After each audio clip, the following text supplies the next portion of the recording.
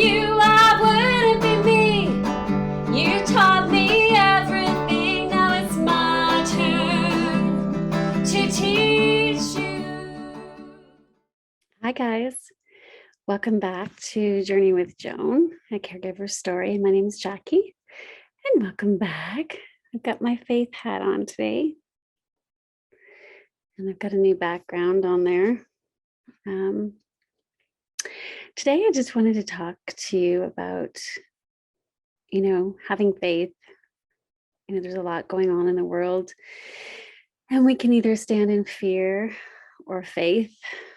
And I must say, there was a couple of days this week that I, was standing in fear, and I was going down the rabbit hole of information. And, we're coming up on an election here in Canada, and a lot of different viewpoints about what's going on in the world.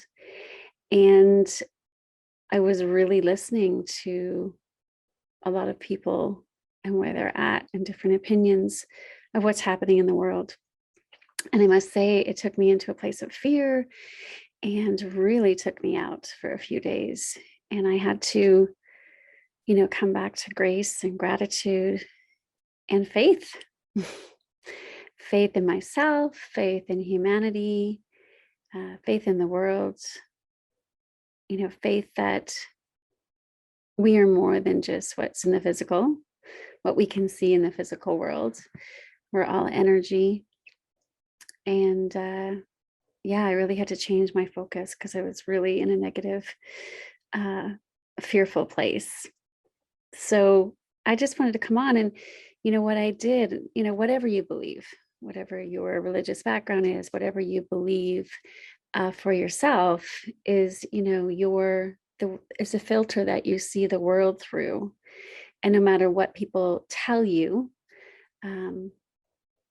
you have your own viewpoint on that, whether you're viewing from a spiritual realm or from a religious realm or just from your own, your own personal journey in this world up to this point. And I'm not here to ask you to change that.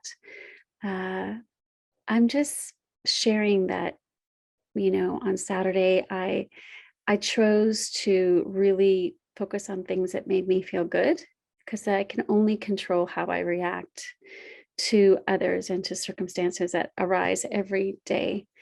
And, so I did the things that I know to do to put myself in a positive vibration or good feeling about my life and where I am, being a full-time caregiver for my mom with dementia. And, however my energy is, my mom mirrors my energy. So, the past 2 days when I was really depressed and focusing on all the negativity in the world and how it's affecting me, my mom was really, was really crazy, was really anxious, was crying, had a lot of anxiety over there with her, which is what I was feeling as well.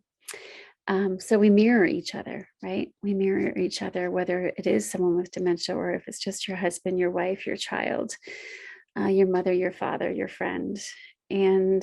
But on Saturday, I chose to focus on different things, and I put myself in a really great vibration and, meditated and really was like, okay, what can I do today, to move things forward in my life and make my life better.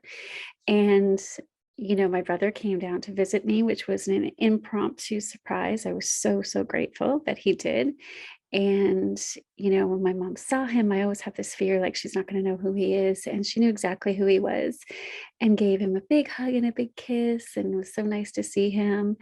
And, he was cleaning out a space for us here in the house.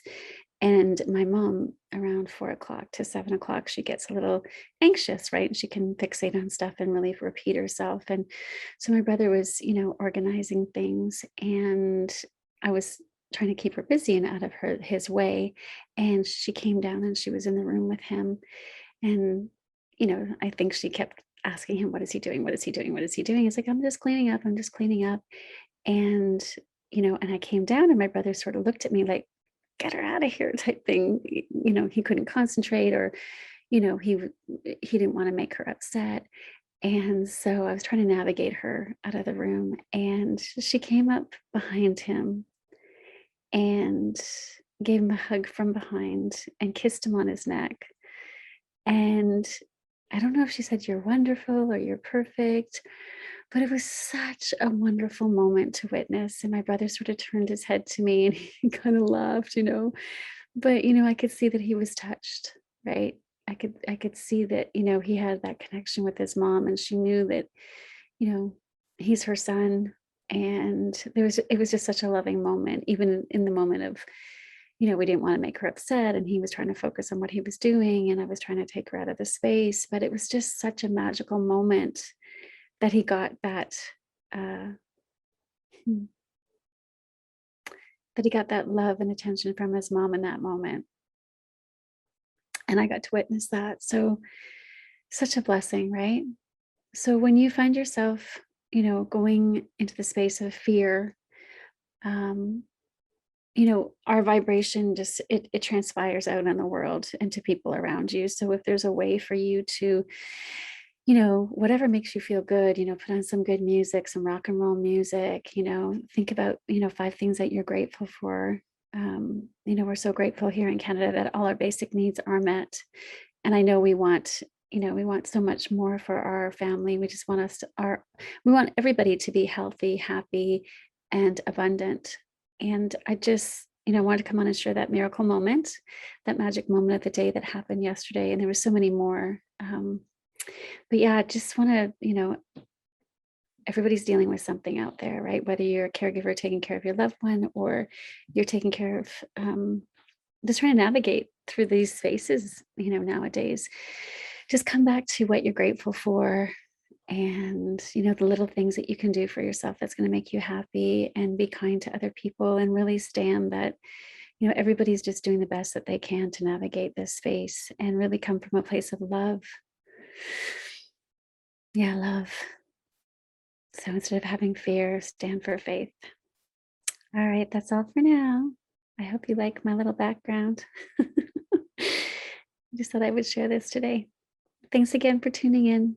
Take care of yourselves. And I really want to acknowledge you for being a caregiver and taking care of your loved one. I know it's not easy, but just stand in love and faith. Bye for now. You taught me everything. Now it's my turn to teach you. We laugh.